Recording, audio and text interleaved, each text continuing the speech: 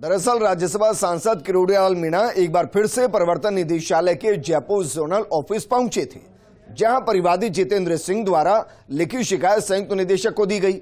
इस मौके पर सांसद किरोड़ीलाल मीणा ने मीडिया से बातचीत में कहा था कि आईटी सेक्टर में कई कंपनियों ने मिलकर 5000 करोड़ का घोटाला किया, जिसके दस्तावेज और पेन ड्राइव ईडी के अधिकारियों को सौंपी है। पीएमएलए के तहत प्रकरण दर्ज करने की मांग की गई है। आरटीआई से दस्तावेज निकालकर परिवादी जितेंद्र सिंह के साथ ईडी ऑफिस पहुंचकर शिकायत दर्ज की गई।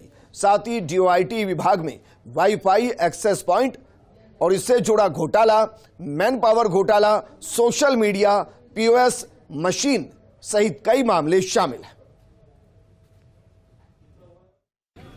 फर्स्ट इंडिया के साथ परिवादी हमारे साथ मौजूद है।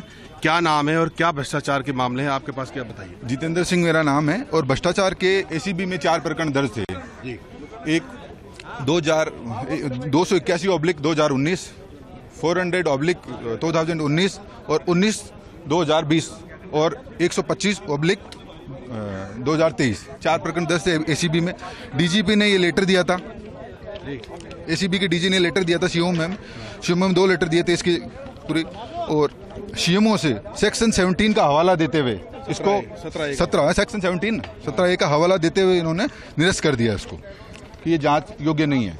और ये आईटी के घोटाले हैं जो आपको मैं बता देता हूँ कहाँ किन में करप्शन हुआ है। ये जो आधार है, दस्तावेज है, ये क्या आपने स्वयं ने अर्जित किए हैं या फिर आप एसीबी के दस्तावेजों को लेकर के यहाँ पे पहुंचे? नहीं, हम सूचना के अधिकार कुछ एसीबी से मिले, आरटीआई से लिए हमने सब दस्तावेज आरटीआई से। कुछ और जानकारी इसके बारे में और जानकारी आगे समय पे बता देंगे आपको। अभी जो जानकारी हमारे पास है, जो अभी ईडी को दी हमने, वो जानकारी आप ले सकते हैं। ईडी के अधिकारियों ने आपसे क्या कहा, आपसे बातचीत?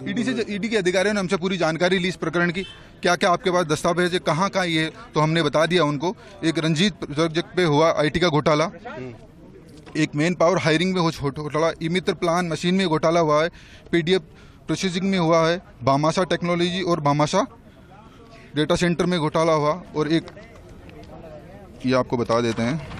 और कुल मिलाकर ये कितने घोटाले हैं? ई मित्र घोटाला, प्रोजेक्ट वीडियो वॉल घोटाला, project digital IT day job fair घोटाला, और तो ये सभी दस्तावेज एसीबी से आरटीआई से आप दिए हैं और हमने ईडी को दे दिए हैं। ठीक है।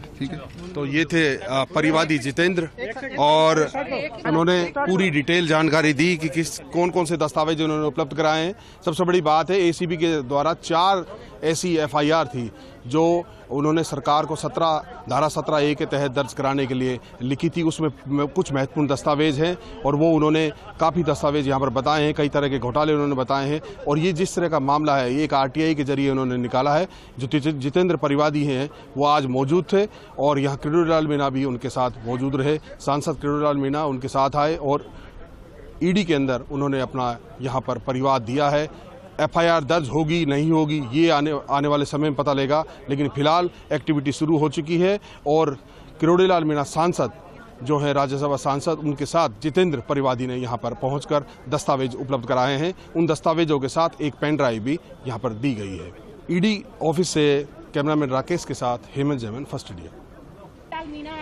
राज्यसभा सांसद डॉक्टर किरोड़ीलाल मीणा एक बार फिर ईडी कार्यालय में है और आज हम उनसे बात करेंगे इस मुद्दे पर कि किस मुद्दे को लेकर वो आए और जो लगातार उनकी मुहिम है। कि एक हमने पत्रकार वार्ता की थी 10-12 दिन पहले, जिसमें 2 प्रकरण थे एसीबी के, परिवाद 2 थे जो एसीबी ने दर्ज किए थे आईटी के अधिकारियों के खिलाफ।